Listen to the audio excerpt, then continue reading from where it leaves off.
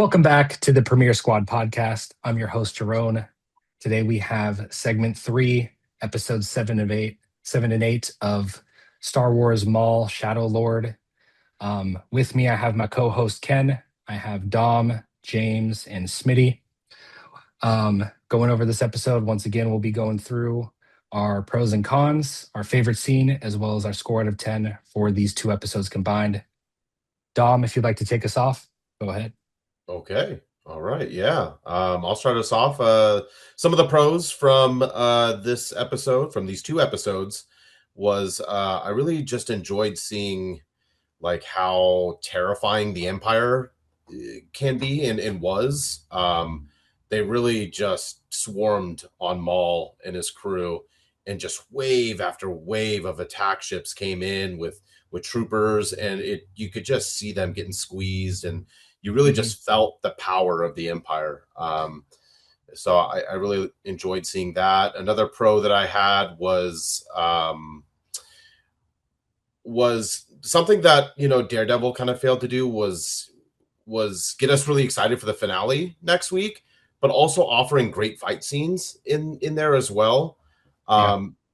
The two Inquisitors versus Maul was great. I love the kind of area that they fought in with the overgrown underdepths of the city, and they had the waterfalls, and just really good location and good action there for that sequence. Another pro I had was just like the stark contrast of seeing Maul kind of get bodied a little bit, and to see him kind of a little more human after he's just been unbelievable through the first 6 episodes, and these two episodes they really humbled him a little bit. We saw his backstory a little bit more, what drives him, what motivates him. I mean, we saw him cry, we saw him get defeated. He really had to just sacrifice himself or self-destruct to just survive the Inquisitors. So that was good to see. I don't think it was a con. I think it's good to see that kind of character growth. So I thought that was a solid pro. I don't really have many cons to say. Again, this series has been just incredible. I didn't have any cons last week, and I don't really have any cons this week. I thought Docky finally did something dope. That force move where he took the speeder and launched it into the ship there where the stormtroopers were. We got to give Docky some credit. That was pretty dope. He finally did something cool that I liked. Overall score, I would probably give it an 8. Okay. Solid penultimate episode before the finale next week. Favorite scene? Favorite scene would probably be the Inquisitors versus Maul. Real solid. Good lightsaber work. So yeah. Alrighty. And Cam, will pass that on over to you. Yeah, I think Dom said a lot of good stuff. I think one thing that I just want to build on, because for me, the world feels so lived in. So when the Empire comes, it makes their impact that much more significant. I thought Andor did a really good job of that too. When the Empire or when these external threats come in and like shoot shit up, if the world doesn't feel lived in, it just feels orchestrated and it feels more like an action scene. So it felt like, to Dom's point, like, pretty terrifying. Another positive, I really, again, I love the action, the way that it's choreographed. It's stunning, the way that it's animated. But I also liked how strategic it was, how Merrick and the 11th brother fought. Like they rotated from offense to defense. And when you have two, force users, characters that have some skill, that can be difficult to counter. And obviously Maul's knees, has been messed up for a little while. So I really liked that. And even when you go back to obviously episode 1, I mean, like the way that Maul handled Qui-Gon and Obi-Wan, like he would try and like separate them and fight them individually. When they fought him both at the same time, he had trouble. So I like that here. And he still has a bum knee and still did very well. Cons, again, I think at the end of the day, it's like it's satisfying. I mean, I think the 2 episodes like that we get are strong. They're short, but it's just enough. So Hmm. I mean, like nothing. I think the show is exactly like what it wants to be and what it needs to be, and it executes that like very well. So I don't have like really any cons. Yeah, I'm enjoying it. Okay. Let's head on over to you to Smitty. Yeah, I mean, just echoing what's been said already. I mean, I don't have a whole lot of cons. I guess like I'm slightly less invested in I guess what would be considered the B story right now of Lawson trying to get his kid back and all that going on. I Yeah. like you could just add more runtime to what's going on with Maul and the Inquisitors, especially with the bringing in the 11th brother.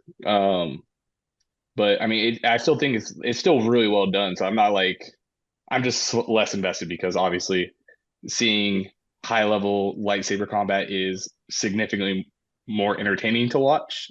Hmm. Um, in my opinion, just the action. But honestly, though, my favorite scene wasn't part of the action. It was actually the after Maul collapses the cavern and Yeah. he's going through like his past, seeing how Sidious went to um I forgot where they're from, but Maul's people and then the Dark Sisters all live there. Going there and like recruiting Maul and Savage being right there saying like don't Yeah. go and like he's like well I kind of got to go. Seeing why he's so tormented um Hmm. by Sidious and then also jumping back through like after he's cut in half by um Obi-Wan in episode 1 that he survives basically on his pure hatred for being cast aside by Sidious and seeing him going insane when he Yeah. has like the spider leg body on the Yeah. trash planet and then Savage finds him there Scorpion and King just Maul. yes, exactly. But seeing all of that kind of unfold in like his visions, and Hmm. you can tell that his psyche is like as well articulated as he is, his psyche is still like partially broken. He's not fully there. Hmm. Um, and I thought it was interesting seeing how he pictured Obi-Wan rushing him too with the green lightsaber because I was like Obi-Wan doesn't use a green lightsaber. I was like, but then I had to go look it up, and I remembered that it was because he used Qui-Gon's to cut him in half, and so Yeah. that's what he's Back in the day. remembering. He's not remembering Hmm. anything else but that. So I thought that was a neat little detail. But yeah, no, overall, like I've really been enjoying this show. Honestly, anything involves Maul and like focus on dark side in general, I'm probably gonna at least give it a slightly higher score just because of my bias. But Hmm. I think these 2 episodes, setting up for hopefully a very climactic ending where they're keeping things pretty under wrap of what's going on and kind of seeing um, Merrick kind of interact with the 11th brother. It doesn't feel like he was talking to the 11th brother in the Holocaust, but I'm curious on if it was, and if there's something a little extra about the 11th brother, and that's why he's kind of slightly intimidated by him or not. I'm not entirely sure, but yeah, I'll give it like I think I gave the first 6 at 8.6. I'll keep this kind of riding about 8.5. It's right along the same. I think it's carrying through really well. Oh, awesome. All right, James, let's head on over to you. Yeah, no, you guys touched on some really cool points. The thing that I'll say that's one of my favorite pros for this is the way that they break down Maul both mentally and physically at the end. I think it was 8 because he's built up during this entire show to be, it's called Maul, the Shadow Lord, right? This guy's always been in control. He's leading his team. He's, doing setting all this stuff up, Yeah. committing these heists. And then now you have here at the end of this episode where, he's defeated physically, but then also to touch on Jalen's point, they go into like his psyche and he starts thinking about all the other stuff that's happened to him, and this quest for revenge and whatnot. Like, is this really like the end all be all for him? Mhm. And the fact that this show, which is essentially a kid show, takes time to paint this character in a way to have him reflect on that. I think it's some really mature writing for something like this, and that's probably my biggest takeaway is the writing for a lot of the character stuff here. A con for me, I don't know, like I don't want to sound like I'm a Star Wars hater or anything like that. So I'll just say like for kind of what Kid said, this is a show that knows its audience. It's written by people that understand what the audience want and they more or less give it to us like 85% of the time. I'd probably sit around giving this a solid like I'm around a 7 for this entire series. Not to Okay. say that it's like, oh, it's like bad or not written well or anything like that. It's just I'm not really Mhm. the target audience for this, but even I can extrapolate some really good points and Yeah. the things that I they're mean, trying to shoot, do here. you're on your grading scale, man. That's a solid grade. I don't I don't know what Mhm. we're worried about there. Oh, Um, yeah, and I think for me, a couple of the pros were how well I think they did Maul's visions, and once again the voice acting when we're leaving him as in control, and you like Jalen had touched upon, like Schmidt had touched upon, the breakdown that he's had and him kind of going through that, I think is delivered very well with the animation of kind of fighting through the sands of understanding like the his arc and how he's has since episode one garnered these visions through Clone Wars. Um, and so seeing all that was really good. I also think that but for me, I really want to put that dissenting opinion out there that this was the first time that I felt the first 6 episodes, week to week, 2 by 2, was a step up every time. I felt like it actually went down this time, and I did not enjoy these episodes as much as I did the first 6. Um, One of the cons for me, especially, was I felt that Merrick's 2 episodes were a lot better than the 11th brother, and that his like what he portrayed in 7 and 8 didn't really hit as well for me. That he was kind of just, I mean, he's a brother, so it's a copy, but what I'm kind of noticing now is I've gotten over the initial hype of the way that the lightsabers and the battles have been going, and it's starting to get a little repetitive. And what really want to see is more impact moments during the lightsaber fights instead of just the flashiness as they move about. Um, that being said, my favorite scene was just a little bit as we see on the bridge. We're going to chaos. We got Devin, we got Maul, we got everybody, all the clone troopers coming in. Um, and there's that little moment in time where Riley and Devin share a look at each other. And she decides, not, this isn't obviously going straight to the full dark side, but she steps towards the dark side. And in that moment in time, Riley is lost. And all that Master Docky was talking about, like trust her ability to defend your son is lost because she takes that initial step away towards the dark side instead of going towards um, Riley and escaping that situation together. So that was my favorite scene. But overall, yeah, this is the first time that I didn't feel as hyped about the 2 episodes. So I'd give it a 7 out of 10.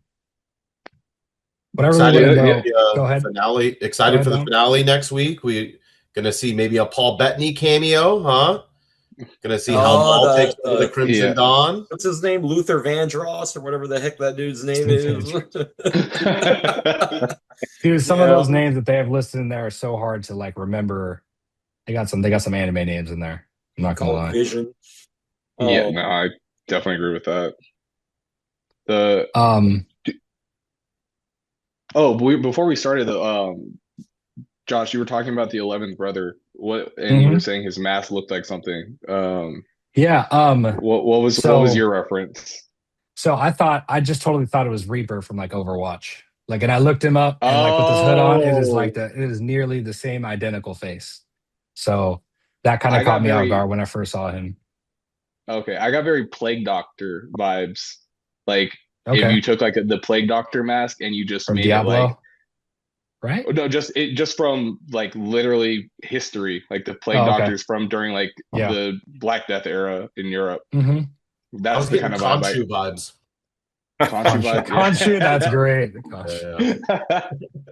Yeah, The I was Disney like Plague version. Doctor, but like style it up, and make it Star Wars is Mhm. the vibe I got. The And then question I have for the team though is, what do we feel like we need to see in the last two episodes, in order for this to feel satisfied into how episode 1 of Maul has come out? What are our thoughts there? Some kind of trajectory for Devin and Master State Farm. For like there needs to be some sort of resolution to that storyline where like Devin either joins with Maul or Mm-hmm.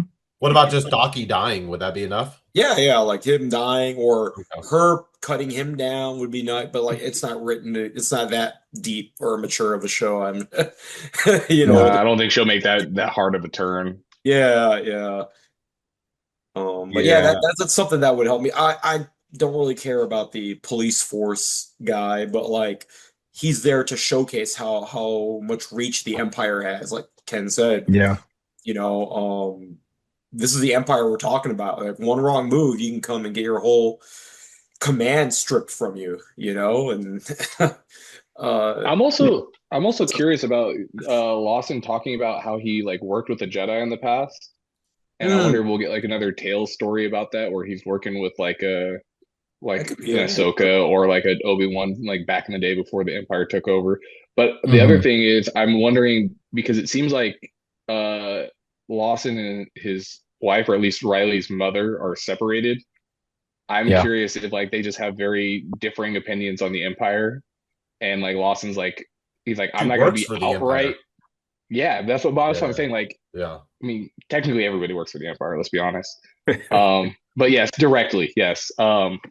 But it'd be curious to see if like that's why like she's like, oh yeah, like buys into all the like the Empire propaganda, and like he's like, you're completely wrong about all that, and that's the big divide between them, and why she was like, right, like he's just working, like don't even worry about it, like it's like Mm-hmm. I'm not coming back over there to deal with this because I don't want to deal with him. Yeah. So that's an interesting side point for the story that I don't care as much about, but it did get me thinking a little bit. But to bring this home for these for the finale for this season, man, if we get like any type of like involvement with like Dark Sister magic, bringing in like a Vader Mm-hmm. or some other big name to be involved in this, it would be dope to see. Even I mean, shoot, even and again, we talked about this, Sidious probably won't get involved because it's like this is so beneath him. That's why we have Inquisitors and we have Vader to go carry out. And he's like, I'm upper level management. I don't go and do grunt work. I have people for that. Yeah. So I'd understand him not doing it, but he does have that connection directly with Maul that he may be like, all right, you know what? You guys aren't doing it. I'm gonna take care of this myself because I know like I already killed his brother. Might as well try to kill him too. Um, but yeah, it'll be interesting to see how they finish this out. Yeah. But definitely like a conclusion for Devin and Docky. Even if like she like joins up with the Crimson Dawn and says like and just like doesn't say like I'm not leaving the dark like the light side of the force, but like I can't follow it the way that you want me to. Yeah. And she like plays that like middle ground would be even I'd be okay with that. Yeah, Jerome, to answer your question for me, and again, I think everybody's hit on like good points. Um, it's tough for Maul to really have like too much of a character arc or character development. I think in conception, he's a cool supporting character. But Yeah.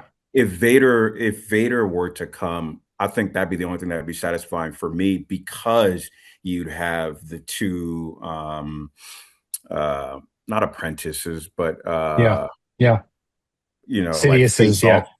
yeah. Yeah. Yeah, thank you. So I think that'd be for me satisfying. I think that'd be like the most satisfying conversation Maul can have. Because as of right now, like all the conversations he's have, they sound cool, but they're not really. Again, like this character is what he is meant to be. So that's why I think like James articulated it perfectly. Like you look for Devin to get more of like a character arc. But yeah, so I would love to see, and I know like we said this off camera, so I'm gonna say it on camera. But yeah, I'd love to see Vader come in and kill Devin or Docky or both. And that would be pretty satisfying for me. I know it is like, technically a kid's show, but that'd be pretty satisfying for me. Because I've been clowning on Docky, and I think he deserved it, all of it. And I don't care what type of voice he has. Like the dialogue that they've given him is very, very cookie cutter and damn near like disrespectful to Devin and anybody that would follow him. But I do respect that he's still alive. And you can see why he survived Order 66. For as much danger as there has been, it doesn't seem like he's really been in too much danger, like himself. Like it's been like kind of casually just surviving. And I respect that. Until just Vader. When he was face to face with Maul. He's always talking about like how he's trusting everybody else in their moments of peril, and he's kind of gliding through it himself. I feel like when we get into the finale, like you talk about, I'll never forget when I got to see the end of Rogue One and the post credit scene and what 30 years later animation does for Vader as he walks through that hallway, taking on everybody with the glow of his lightsaber that now has the proper special effects to really get us hyped. So bringing that into this world and like to see some type of overwhelming power that he has, as like obviously many of our characters have are very good at moving around and are very flexible. So just come in, just be baseline, just taking over would be exceptional for the show and the energy that I have going into May the 4th. I think it makes the most sense too. Like it's not something that's like too fan servicey or out of left field. Like there needs to be a reason why Maul is always so deathly afraid of Vader, and I think this is the moment to write that into Star Wars canon because it's been missing. So I think it makes the most amount of sense. It is May the 4th. I think I think I give it like an 80% chance that it's going to be Vader in the finale for sure. Yeah, and we'll all be stoked. Like Ken talked about, like, and as we know, Maul is who he is. He has a story arc that's been written out from way past the end of this series, wherever it's supposed to end. So having him juxtaposed with someone like Vader is the perfect way to bring those two like worlds colliding outside of the interactions that he's had with Sidious. No, I was just gonna say, do we think that the Inquisitors are slightly OP?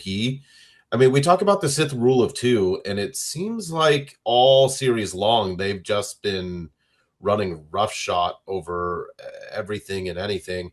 And I know Maul had a bum knee, but bum knee or not, I mean, Maul is trained by Sidious. I mean, he should be able to take out both Inquisitors real easy, because if the Inquisitors are too overpowered, what's to stop them from taking over the Sith? They're supposed to be a big step down from people who were apprentices to the fucking Sith Lord. You know what I'm saying? Like, I just feel like they're slightly OP in the series, but hopefully Maul wipes them in the finale. We'll see.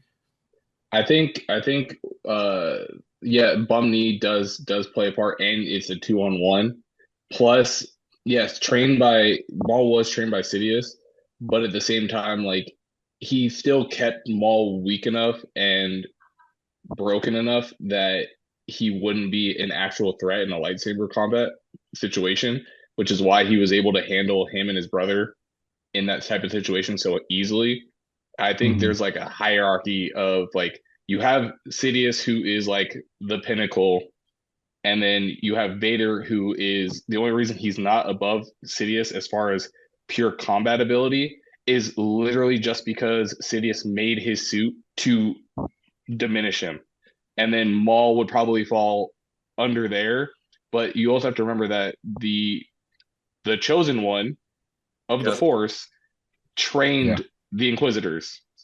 And he's probably not too far off from Sidious. And if he didn't have all the stuff with his suit that was basically keeping him in tremendous pain constantly, and you got him like healed up, throw him in that back to tank for months on end, like they did with Boba Fett, Yeah. we might be in a different conversation where the Empire doesn't last as long as it did. Because Yeah. Vader might be like, "Oh yeah, I can handle this now." Mhm. So there's those things to factor into this. So I don't think they're overpowered, and I do think, I mean, I I I believe if I'm recalling correctly from Ahsoka, I think Merrick is like powered by like Dark Sister magic, which is like an extra level of like fuck you to the Force.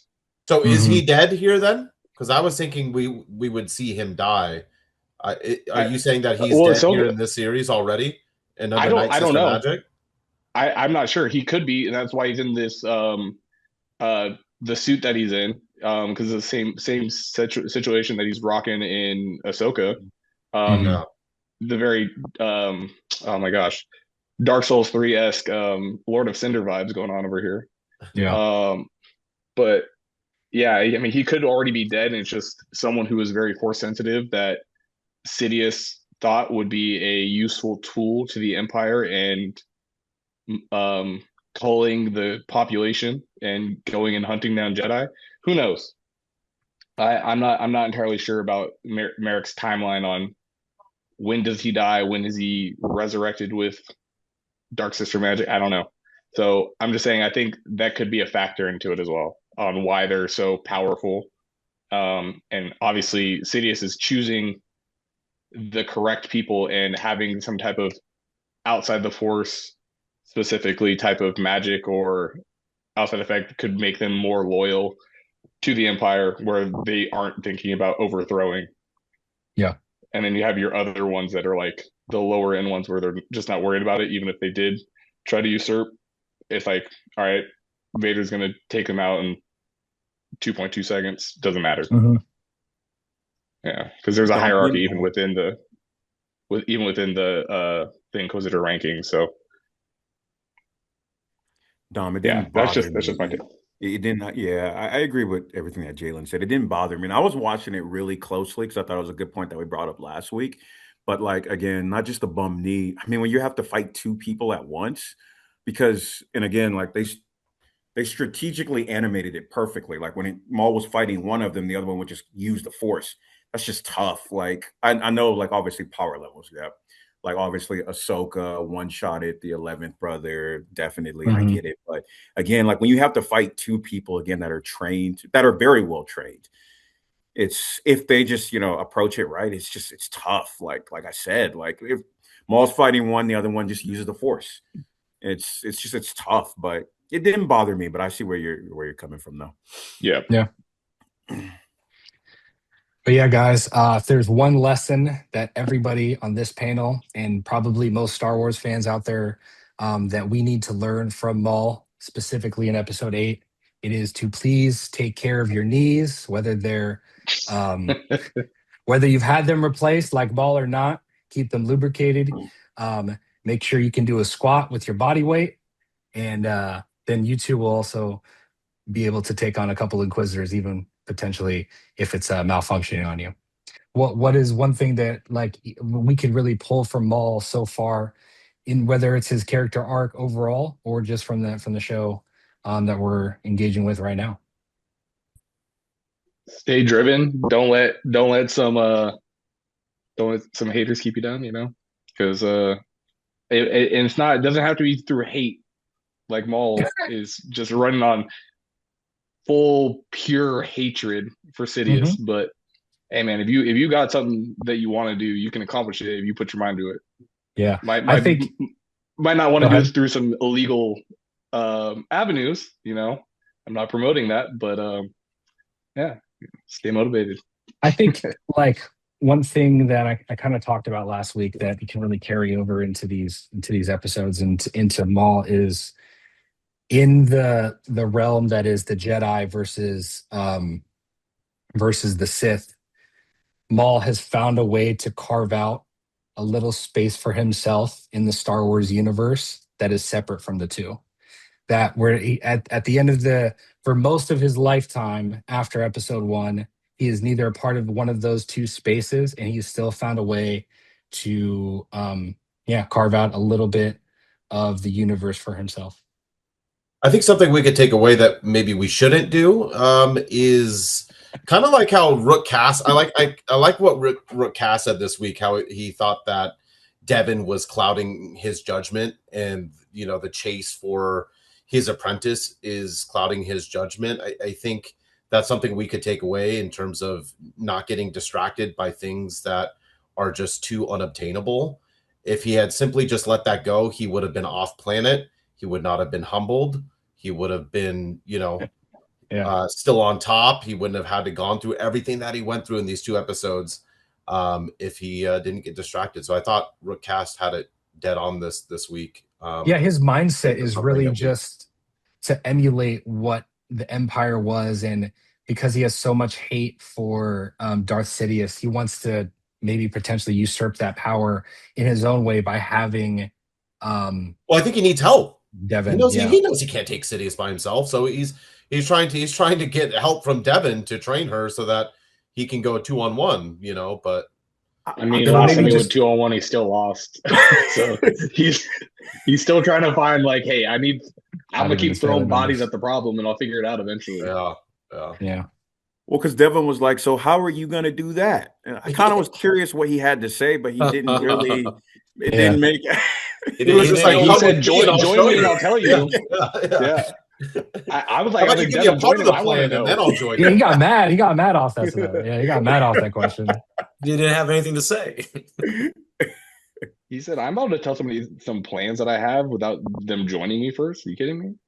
Right.